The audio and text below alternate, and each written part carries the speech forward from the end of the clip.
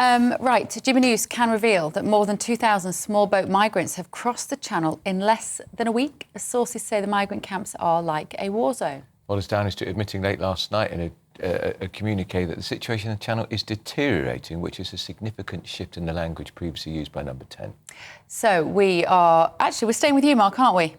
Oh, yes, I'll just turn my hand to anything. Let's ask you about Ascot fashion next. Excellent. How are you on that? Oh, very good. Great. Yeah. Right, terrible numbers again. And does this shift in tone from Starmer suggest that we're going to see him tackling this crisis in a different way? I'm not so sure, no, but I think it's a statement of the bleeding obvious. How long can he keep going on and saying we're tackling the gangs, we're smashing the gangs, when it demonstrably it's not happening? We're 40% ahead of where we were at this time last year. We want to show you some images, actually, that we've obtained just the last few days that show boats in the French authorities in the Channel attempting, it seems maybe, to start pushing back the migrants. So you're looking out there into the Channels, a migrant boat there, and there's a rib from the French authorities coming very close to it. Now, they do this on occasions as well to offer help and assistance if the boats are too full and people get into difficulties. But that one appears to be circling, which is part of the tactic to kind of produce waves to help push the boats back on shore. What are we watching this on, Mark? Sorry to interrupt you, but is this on somebody's TikTok feed? Yeah, exactly. So these are, look at that ninja warrior emoji symbol at the top of the screen there. That tells you that this is a people smuggling gang that have pushed out this video. And the reason they're doing that is because they're saying, hey, look, the French are trying to push us back, and failed, but we still made it to the UK regardless. Wow. So they used that silly little rib to try and stop that much bigger dinghy? Well, yeah, so clearly, and it didn't work. We've got some images to show you how it's not working this morning with more small boats crossing the Channel. This video that we'll show you now was posted at 7:30 this morning. So far today, 250 migrants, according to our Kent producer Chris, have crossed. More boats are in the water. So we're well over 2,000 in less than a week. As I say, it's difficult for Sir Keir Starmer to argue anything other than the situation is deteriorating. And, you know, they're talking about smashing the gangs, but take a look at this next piece of video from Germany. This shows a lockup in Germany where small boats are taken. They're made in backstreet factories in China. They're shipped through the likes of Turkey into these lockups in Germany where they're inflated, checked out, any leaks are patched. They get the engines, they then deflate them, they pack them up, and then they smuggle them across to the coast of France. It's a huge operation. It's been years in the sort of in operation that they managed to get very sort of significant and well-sourced supply lines. So you take one lot out, there are others there who are just willing to step in and do the job for them. I haven't been able to catch up with Patrick Christys about how the research is going. Do you know how Patrick's team are doing? Because they tracked down one of these smuggling gangs through social media and we're going to hand that information on. Do we have any news we can give our viewers on that, Mark? There are ongoing investigations with the National Crime Agency with regard to that. That's all they're saying. These are protracted investigations. Listen, this is the way that you make contact with these gangs. You know, if you go to the bother of doing it, it's you know, perhaps not that difficult because that's the way they communicate over social media. They, you know, you post, when they post these videos that we've been showing you this morning, you respond to that. You say you're heading towards France, you want a boat, they get in contact with you, you communicate, and then eventually they get you on a boat.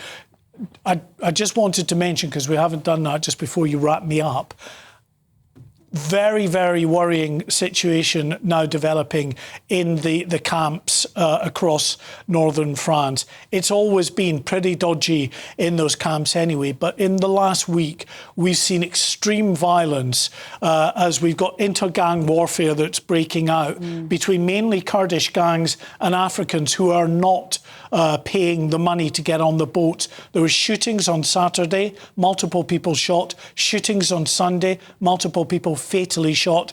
Hammer attacks, stabbings. Awful. Yesterday in a boat, 3 people with stab injuries. We want to bring in, we've got in the studio with us former Conservative Home Office Minister Tom Perskell. Tom, good to see you. Thank you. I mean, we think it was bad when you lot were in power, but it's even worse now. What are your thoughts when you're hearing Mark's analysis of this diabolical situation? It's terrible and it's completely intolerable, and the government have lost the public, because what we've got is a situation that is completely out of control.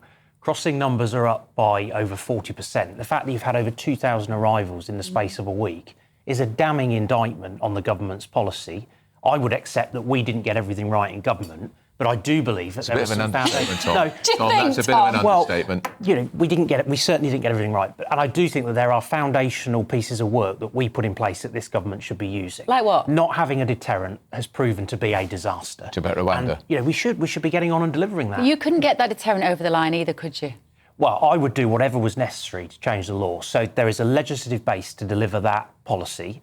I don't personally think that there could be anything worse than people losing their lives in the Channel. I don't think there could be anything worse than importing that violence that Mark touched on into our country. There is a moral imperative to do something. They may not like it, and optically I appreciate that for left-wing people they may find this very difficult, but nothing can be worse than the status quo. So they should use that legislative base and deliver that policy. Let's talk about what Serco are now offering homeowners. So this is a private contractor who work for the Home Office, and reports that they're now offering landlords a 5-year guaranteed full rent deal. What do we know about it, Tom?